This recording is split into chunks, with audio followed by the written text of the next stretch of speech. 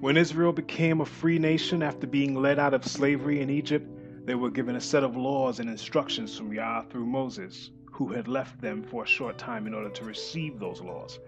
The Israelites soon grew worried and began to press Aaron to make deities they could worship instead. This soon evolved into a golden calf being fashioned, for which they built an altar. And we are told, the people got up early the next morning to sacrifice burnt offerings and peace offerings. After this, they celebrated with feasting and drinking, and they indulged in pagan revelry. Long story short, Yah wanted to destroy the nation of Israel then and there and make a great nation from Moses instead, but he interceded on their behalf and pleaded with Yah to spare them.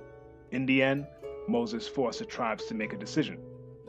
Moses saw that Aaron had let the people get completely out of control, much to the amusement of their enemies.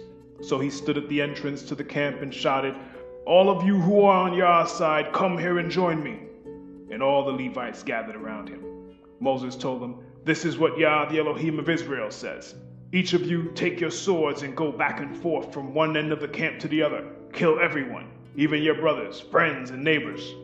The Levites obeyed Moses' command, and about 3,000 people died that day. Then Moses told the Levites, "Today you have ordained yourselves for the service of Yah, for you obeyed him, even though it meant killing your own sons and brothers. Today you have earned a blessing."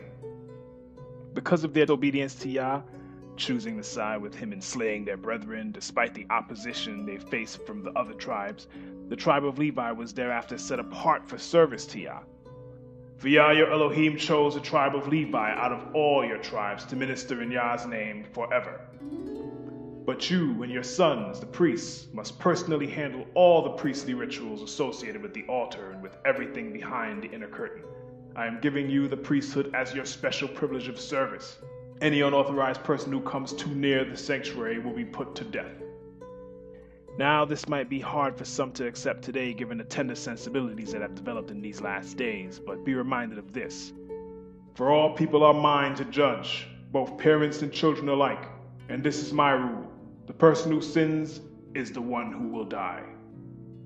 In the book of Numbers, the 3rd chapter, we are given a particular account of the tribe of Levi, who were to serve as substitutes for all the firstborn sons of Israel. And Yah said to Moses, "Look, I have chosen the Levites from among the Israelites to serve as substitutes for all the firstborn sons of the people of Israel. The Levites belong to me, for all the firstborn males are mine. On the day I struck down all the firstborn sons of the Egyptians, I set apart for myself all the firstborn in Israel, both of people and of animals. They are mine. I am Yah." In a way, Yah equates the tribe of Levi to all of Israel. For in Exodus chapter 4 we read, "Then you will tell him, this is what Yah says. Israel is my firstborn son. I commanded you, let my son go so he can worship me. But since you have refused, I will now kill your firstborn son." Israel is my firstborn son, says Yah. And that firstborn son was supposed to function as a kingdom of priests. But after repeatedly rebelling against Yah, they were eventually treated as Gentiles, with the tribe of Levi acting as their priests. Then Yah said to Moses, "Call forward the tribe of Levi and present them to Aaron the priest to serve as his assistants. They will serve Aaron and the whole community, performing their solemn duties in and around the tabernacle." One thing to note here is that while the tribe of Levi was given the priesthood as a special privilege of service, according to verse 7 of Numbers 3, they were primarily servants. So in a sense, they were the first among Israel, hence the Levites being substituted for all the firstborn sons, as stated in Numbers 3, verse 12, though we know that all who are first must be last. But Yeshua called them together and said, "You know that the princes of the Gentiles rule over their people, and officials flaunt their authority over those under them. But among you it will be different. Whoever wants to be a leader among you must be your servant, and whoever wants to be first among you must become your slave. For even the Son of Man came not to be served, but to serve others and to give his life as a ransom for many." From the time Israel was freed from captivity in Egypt, Yah desired to set them apart from all the nations of the world and place them above those nations, but only if they were obedient. "You have seen what I did to the Egyptians. You know how I carried you on eagle's wings and brought you to myself. Now if you will obey me and keep my covenant, you will be my own special treasure from among all the peoples on earth. for all the earth belongs to me, and you will be my kingdom of priests, my pure nation. This is the message you must give to the people of Israel." We are told via inspired revelation that Israel will indeed become a kingdom of priests during the millennium. And they sung a new song with these words: "You are worthy to take the scroll and break its seals and open it, for you were slaughtered, and your blood has ransomed us for Elohim from every tribe and language and people and nation. And you have caused us to become a kingdom of priests for our Elohim, and we will reign on the earth." So what does it mean to be a kingdom of priests? Well, by examining the warnings that were given to the Levites, who corrupted their covenant with Yah, we get a sense of what was expected of the priests of Yah. "Listen, you priests, this command is for you. Listen to me and make up your minds to honor my name, says Yah of heaven's armies." His priests are to honor his name. "The purpose of my covenant with the Levites was to bring life and peace, and that is what I gave them. This required reverence from them, and they greatly revered me and stood in awe of my name." His priests were to revere or feel a deep respect or admiration for him, and they were to stand in awe of his name. And we are told the covenant with the Levites was to result in life and peace. But why is that? The next verse tells us. "They passed on to the people the truth of the instructions they received from me.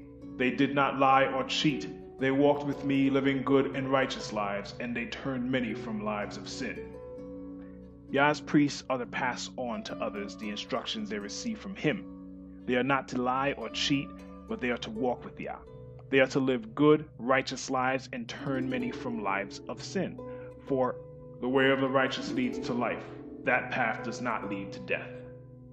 And finally, in Malachi 2, verse 7, we are told, "The words of a priest's lips should preserve knowledge of Elohim, and people should go to him for instruction, for the priest is the messenger of Yah of heaven's armies."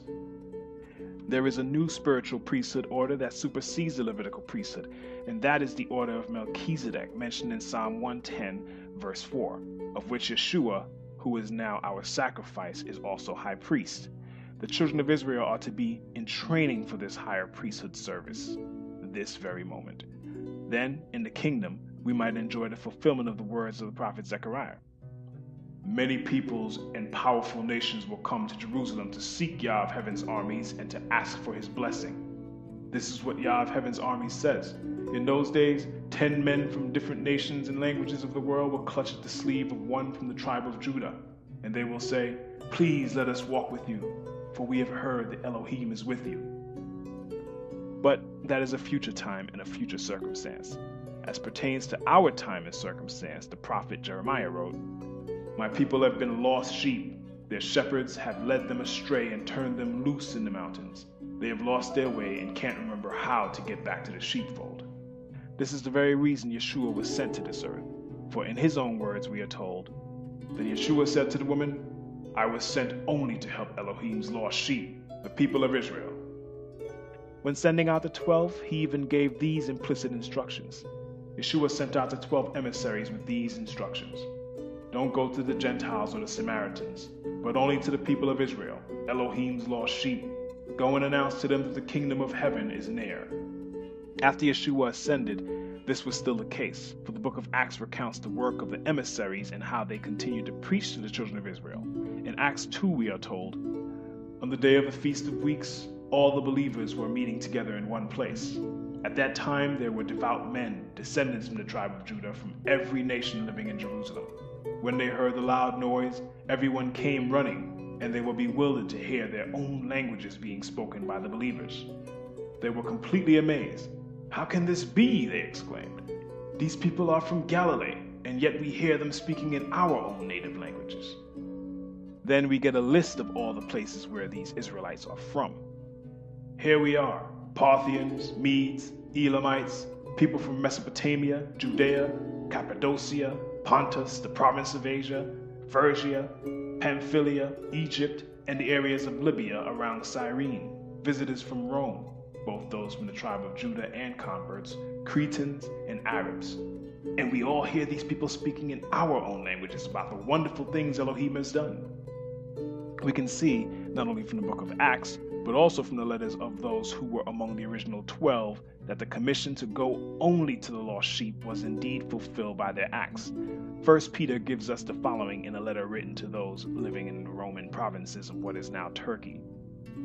This letter is from Peter, an emissary of Yeshua Messiah. I am writing to Elohim's chosen people who are living as foreigners in the provinces of Pontus, Galatia, Cappadocia, Asia, and Bithynia. Who is this chosen people he is referring to? Well, there is only one kind of people who are identified as such in Scripture. But as for you, Israel, my servant, Jacob, my chosen one, descended from Abraham, my friend, I have called you back from the ends of the earth, saying, you are my servant, for I have chosen you, and will not throw you away. And in the letter written by James, another emissary of Yeshua, we read, this letter is from James, a slave of Elohim and of the Master Yeshua Messiah. I am writing to the 12 tribes scattered abroad. Greetings. Truth be told, those 12 tribes are still scattered to this day, and the vast majority of these chosen children of Yah do not know who they are or what their purpose is. That is where Yah's priests in training come in. As Yeshua commissioned the emissaries, we too are not to go to the Gentiles, but only to the people of Israel, Elohim's lost sheep. Go and announce to them that the kingdom of heaven is near, but also tell them the message of Isaiah 41, that they are Israel, Yah's servant, Jacob his chosen, descended from Abraham, Yah's friend, and that Yah has called them back from the ends of the earth, saying, you are my servant, for I have chosen you and will not throw you away.